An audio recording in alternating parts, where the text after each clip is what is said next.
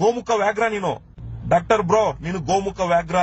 Doctor bro Gagan alias doctor bro, ನೀನ್ ಎಂತ ಸಣ್ಣತನದ ವ್ಯಕ್ತಿ ಅಂತ ನೀನ್ ತೋರ್ಸ್ಕೊಟ್ಬಿಟ್ಟು ನಿನ್ಗೆ ಅಷ್ಟು ಜನ ಕಾಮೆಂಟ್ ಗಳು ಹಾಕಿದ್ದಾರೆ. ನೀನ್ ಮಾಡಿರುವಂತಹ ನಮ್ಮ ಯಾತ್ರೆಗೆ ಸಂಬಂಧಪಟ್ಟಿರೋ ವಿಡಿಯೋದಲ್ಲಿ ನಿನ್ನ ಇನ್ಸ್ಟಾಗ್ರಾಮ್ ಅಲ್ಲಿ ಆಗಿರ್ಬೋದು, ಮತ್ತೆ ನಿನ್ನ ಫೇಸ್ಬುಕ್ ಅಲ್ಲಿ ಆಗಿರ್ಬೋದು, ಅಷ್ಟು ಜನ ಬಂದು ನಿನ್ಗೆ ಕಾಮೆಂಟ್ ಗಳು ಹಾಕಿದ್ದಾರೆ.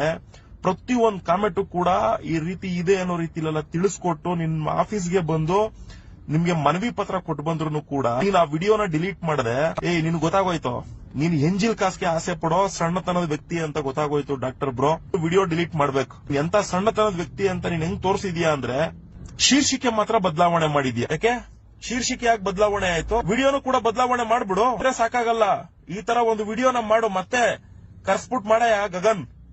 ನೀನು ನಿಜವಾಗ್ಲೂ ಗೋಮುಖ ವ್ಯಾಘ್ರ. ನೀನು ನಿನ್ನ ಎರಡತನದ ಮನಸ್ಥಿತಿನ ನೀನು ನೀಟಾಗಿ ತೋರಿಸ್ಬಿಟ್ಬಿಟ್ಟೆ ಕೇವಲ ಒಂದೇ ಒಂದು ವಿಡಿಯೋದಲ್ಲಿ.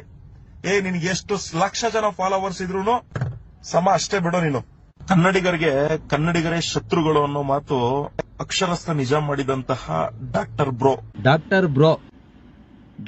ಬ್ರೋ ನೀವು ಮಾಡಿರುವಂತ ಸಾಧನೆ ಏನಿದೆಯಲ್ಲ, ಈ ವಯಸ್ಸಲ್ಲಿ ನಾವು ಕನ್ನಡಿಗರು ಹೆಮ್ಮೆ ಪಡಬೇಕು. ಅದರಲ್ಲೂ ಕೂಡ ಒಬ್ಬ ಚಾಲಕರುಗಳಿಗೆ ಸಪೋರ್ಟ್ ಆಗಿ ನೀವಾದ್ರೂ ಬಂದು ನಿಂತ್ಕೊಂಡು ನಮ್ಮ ಯಾತ್ರೆ ಬಗ್ಗೆ ಮಾತಾಡ್ತಾ ಇದ್ದೀರಾ.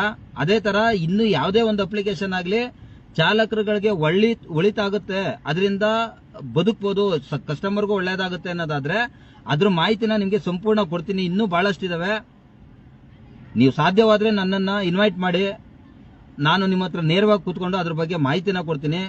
ತುಂಬಾ ಅದ್ಭುತವಾದಂತಹ ವಿಚಾರಗಳಿದಾವೆ. ಡಾಕ್ಟರ್ ಬ್ರೋಗೆ ಸಪೋರ್ಟ್ ಮಾಡಿ.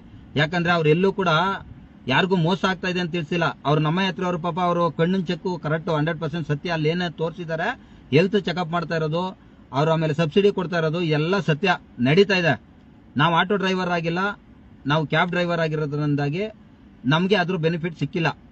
ಹಂಗೂ ಕೂಡ ಅವ್ರು ನಮಗ್ ಫೋನ್ ಮಾಡ್ತಾರೆ. ಯಾಕಂದ್ರೆ ನಂದು ಆಟೋ ಡ್ರೈವಿಂಗ್ ಲೈಸೆನ್ಸ್ ಇದೆ, ಅದು ನೋಡ್ಕೊಂಡು ಕೂಡ ಫೋನ್ ಮಾಡಿದ್ರು. ನನಗೂ ಆಫರ್ ಸಿಕ್ಕಿತ್ತು ಚೆಕಪ್ ಮಾಡ್ಸೋಣ ಅಂತೇಳಿ. ಆದ್ರೆ ನನಗೆ ಸಮಯ ಸಿಕ್ಕಿಲ್ಲ ಅಂತ ನಾನು ಹೋಗಿಲ್ಲ ಅಷ್ಟೇ ಹೊರತು.